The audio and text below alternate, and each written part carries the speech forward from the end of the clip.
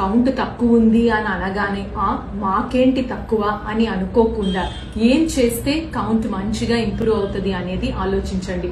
రోజంతా కష్టపడి సంపాదించే అమౌంట్ అంతా ఎక్కువగా అబ్బాయిలు బ్యాడ్ హ్యాబిట్స్ మీదే, ఆల్కహాల్, స్మోకింగ్ మీదే ఖర్చు పెడతారు. దానివల్ల తగ్గే స్పర్మ్ కౌంట్ ఇంప్రూవ్ చేసుకోవడానికి మళ్ళీ ఇన్ఫర్టిలిటీ ట్రీట్మెంట్స్ కి ఎక్కువ ఖర్చు అవుతూ ఉంటుంది.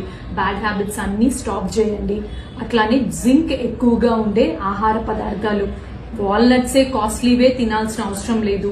పుచ్చకాయ గింజలు, దోసకాయ గింజల్లో ఎక్కువగా జింక్ అనేది ఉంటుంది, అవి తీసుకోండి.